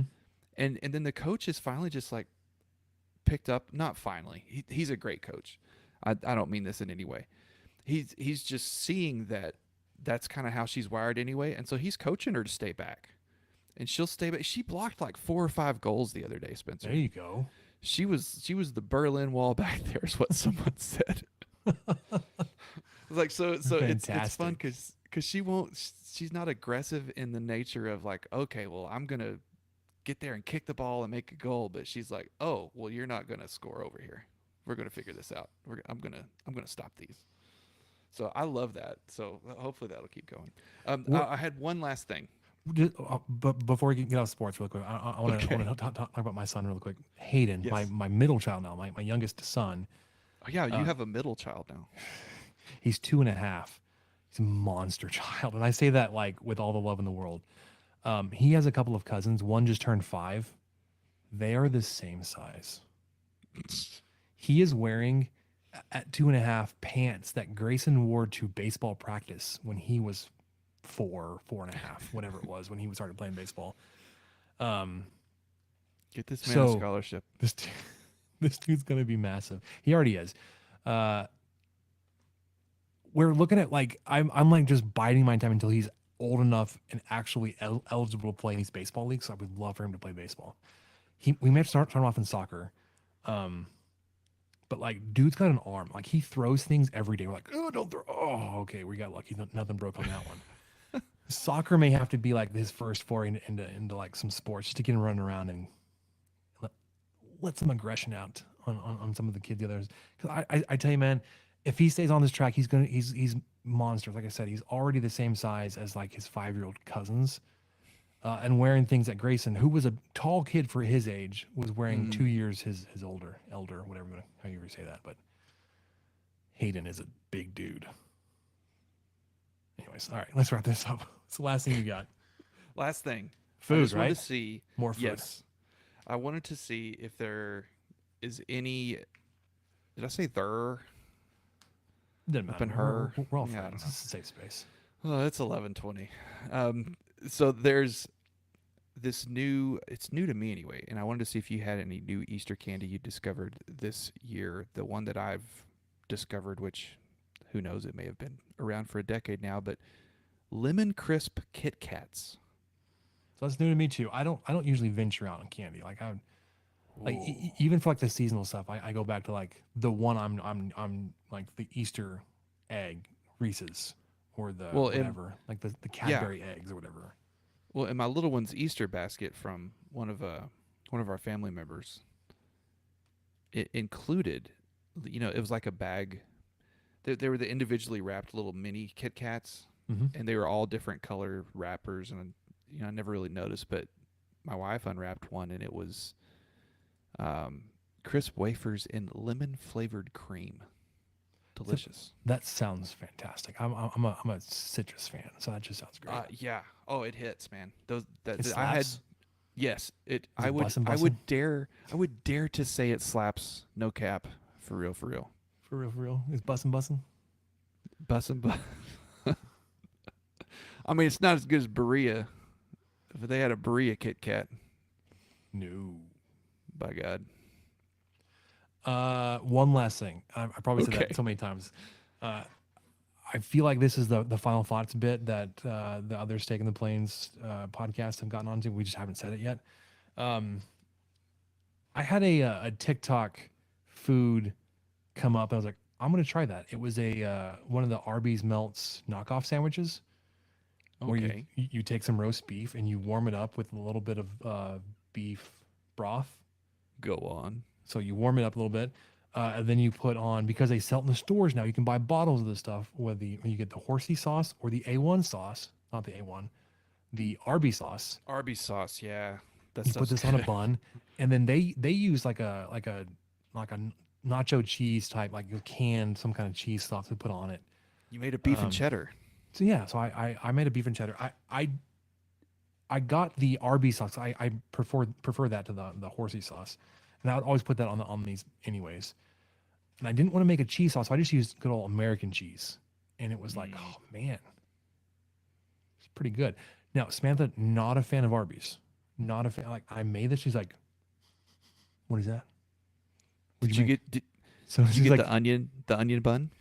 No, I got one of those. I don't know if it's the brand, the artisanal sausage rolls. So it was more of a hoagie roll than an actual bun. Dang, so Spencer, that sounds really good. Like I made it. I was like, Samantha, I know like you don't like roast beef and like you don't like Arby's, but you want to try this? She's like, well, yeah. And so she had a couple bites of it. Like that's really good. And we picked up our grocery order. And I got more roast beef. She's like, good, because I want to make one of those sandwiches tomorrow. I was like, all right, dear, we'll do that. So yeah, really, I mean, it's like, it's not an Arby's beef melt or whatever they call it, but it's close. Like with the sauce and roast beef, like it's pretty close. You got to come up with a name for it. It wasn't mine. Like I didn't create it. It's a knockoff. Well, you did your spin of it though. You didn't do the same cheese. You need bun. This is unique to you. Well, okay. We'll think about it then. Okay. Final thoughts, Michael? No. Oh, I had thought I would. No, I'm just kidding. I do. See, like, well, I did think of one thing. You were complaining about like how late it was, and we've gone an hour 50. I was like, it's. I'm looking at the clock. I'm like, I've got like an hour and a half before I get my first sleep in tonight. So I know. I shouldn't be complaining about that. It's not late for me, but I was like, I realized it's late for you. I should be more aware of that now. I do remember. Okay, I really didn't like onions as a kid, and I remember getting a beef and cheddar one time, and you know how they have the onions baked into the top bun. Mm-hmm. Did you pick them off? I picked them off. It took forever, Spitzer. They're like little slivers, aren't they? Like little tiny things. It was so dumb. It was so dumb. The other reason I didn't like it is because they're kind of exposed on the bun, they were a little burned. Mm-hmm. So it was like 0 for 2 for me. I didn't want burned things. Oh, yeah. And I didn't want onions. And I was like, ugh. So I just picked, it was like a white top bun by the time I was done. I think I only did that once. And then I grew up. Or I just got a ham and Swiss. Well, ham we and always Swiss, some potato cakes, call it a day. Whenever we went to Arby's, it was because we were enjoying the 5 for $5 deal, and that was not something that was long lived, because it was like then 5 for $5.55. That was like 3 for $5. And when I was growing, we didn't eat out a lot, and Arby's was not on the top of our list. But when it was, like we got a mess of those roast beef melt sandwiches, whatever they're called. So I was kind of excited to try it. So, but I also not an onion fan. I would only eat them now if they're like well cooked and softened and caramelized. But I never. I'm good. I never picked the onions off the bun. Oh yeah, that was so dumb. I can't believe I did that. Yeah. All right. That'll do it for us on the 23 Personnel Podcast. Nearly 2 hours in the night. Well, that's fine. Everybody needs a little bit of entertainment, right? Got yard work going on, or you're building a shed out there like I am, taking days off for the wind. Basketball, super excited about the direction so far with Grant McCaslin. Want to see the staff, the recruits. Baseball coming up, love that. But for Michael, I'm Spencer. We'll catch you guys next time. Thank you for listening to the 23 Personnel Podcast. Help us out by subscribing, rating the show, and leaving a review. Follow us on Twitter at 23 Personnel, Spencer at PuntSuck, and Michael at Michael_LBK. Be sure to catch the next episode. And until then, guns up and let the tortillas fly.